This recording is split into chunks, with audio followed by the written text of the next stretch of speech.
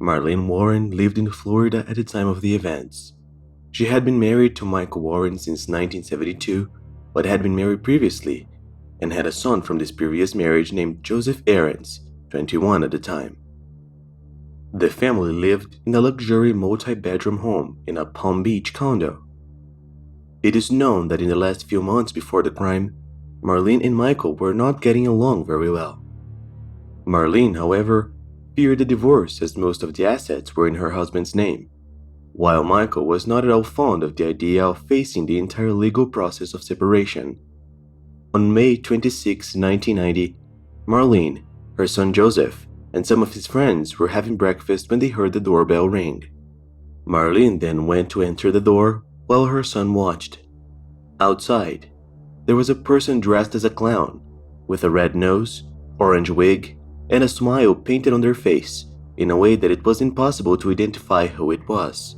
This person was holding a bouquet of flowers and 2 balloons, as well as some presents, as if they were making Marlene a surprise. One of the balloons had "You are the greatest" written on. "How cool," exclaimed Marlene, upon seeing the message and amused by the gifts the clown held. While she was distracted, the disguised person pulled out a gun and shot her in the face. Upon seeing the terrifying scene, her son ran to help his mother. As Marlene lay on the floor, the clown calmly walked away and got into a white, unmarked Chrysler LeBaron car that was parked in front of the house. Joseph's friends ran after the car to try to stop it, but were unsuccessful.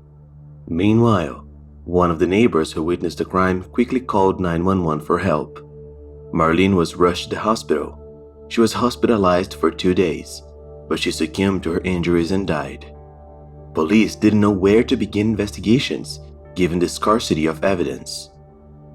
Marlene was described by everyone as a person without disaffections, who led a quiet and peaceful life, and no one had any idea who would want to hurt her. But that didn't stop detectives from working hard with what they had to try to solve the case. Soon, a detail caught the attention of the police right away. The fact that the victim's family, especially her mother, collected several items related to clowns.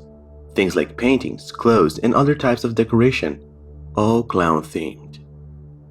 Thus, it arose the suspicion that the family's interest in clowns could have motivated the criminal's choice for this particular disguise. And that also meant that the criminal was close enough to the family to be aware of this detail. As investigations progressed, in-depth analysis was carried out on all family members to help understand the case. At first, suspicions were with Marlene's husband, Michael Warren. It was discovered, however, that he had a concrete alibi. He was at the racetrack with some friends at the time of the attack. Still, Michael didn't appear to be completely innocent. Detectives heard from the victim's parents that the couple had been facing several fights in their marriage, and that Marlene suspected her husband was having an affair. In addition, she also revealed to her parents that she feared Michael would do something against her, saying that if anything happened to her, they could be sure that Michael was responsible. Michael owned a used car lot where a white Chrysler LeBaron, like the one used by the criminal, was found 4 days after the crime. In the trunk of the car, there was a bag where they found strands of an orange wig. The strands most likely belonged to the clown wig worn by the criminal on the day of the crime. Faced with this evidence, the police further investigated Michael's life and discovered that he was indeed having an affair as Marlene suspected. The woman was Sheila Keene, who worked at Michael's used car company in her spare time and at a irregular vehicle company as well. From there, she was declared the prime suspect in the case, along with Michael, but the evidence was insufficient to charge her formally. Both Michael and Sheila insisted that the relationship was only professional, even with several witnesses claiming to have seen them together in restaurants and on trips. Also, the police discovered that he had bought Sheila an office where they spent a lot of time together. The facts strongly pointed out that Michael, his lover, or both, were the perpetrators of the attack on Marlene. As a motivation, there is the fact that Marlene was not very willing to give in to her husband's divorce request. So, by getting rid of his wife, Michael would escape the bureaucracy of a divorce and still keep all of Marlene's property in addition to her life insurance and accumulated money. Michael and Sheila could then live together peacefully without Marlene in their way. Detectives began to speculate on a timeline and reasoning for how it could all have been planned and committed. According to this line, Michael would have asked Sheila to provide a clown costume at a costume shop and get rid of it after the crime. In the meantime, he was securing his alibi, which would allow him to get away with it. Converging with this theory, the police found the store where the costume used in the attack was purchased. According to the store clerk, one of the clown clothes in stock was sold to a customer who was urgently looking for a costume of that type. What she found a bit strange, since there was no festive date in the next few days. At the time of the sale, the store was about to close, but the customer begged to be attended, saying that she could not wait until the next day to make the purchase. The police gathered information about the client's physiognomy from the attendant, who said she was a woman with brown eyes and hair wearing jeans. The officers then showed a photo of Sheila, and the girl recognized her immediately. In addition to the clothes, the police also obtained statements from people who saw Sheila in a store buying balloons and flowers, the same objects carried by the clown at the time of the attack. Sometime later, another fact about the case came to light. A lawyer known to Michael revealed that in a sporadic conversation between the two, he hypothetically asked what would be the best way to get rid of someone without being discovered. The lawyer, without taking the situation too seriously and jokingly, replied that it would be with a disguise, above all, a clown disguise.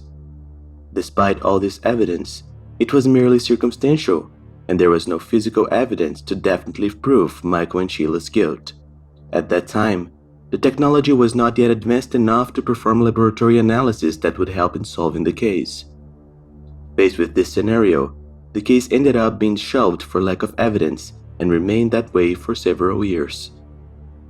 In 2017, the media brought the case to the public again.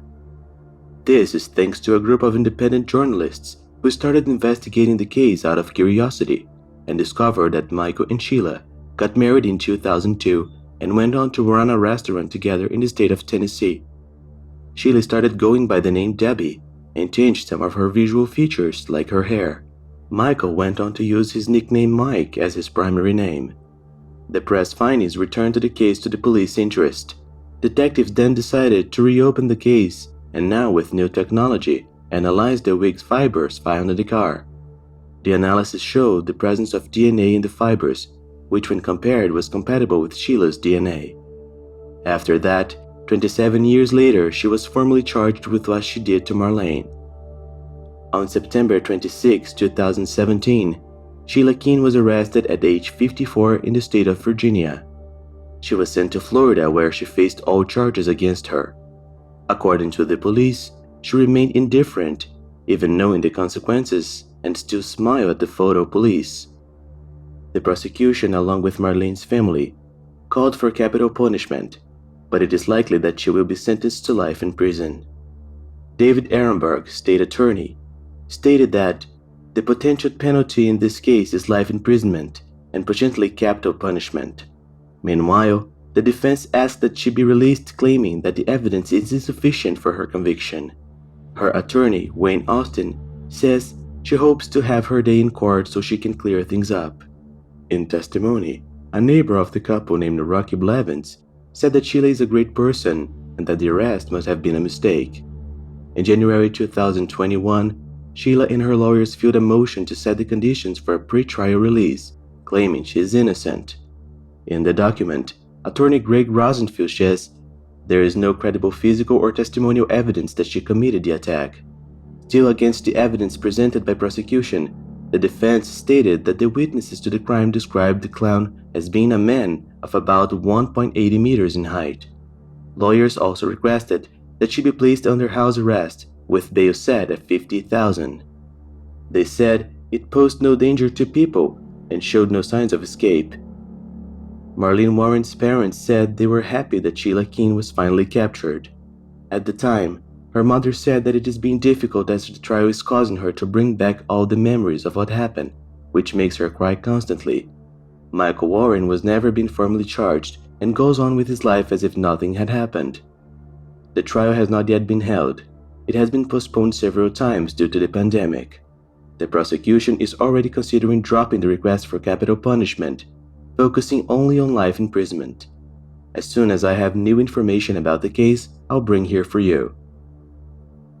This was the case of Marlene Warren, victim of an unusual attack which took years to have some kind of solution. Well folks, that's it. Thank you so much for watching until the end. Best wishes, and I see you next time.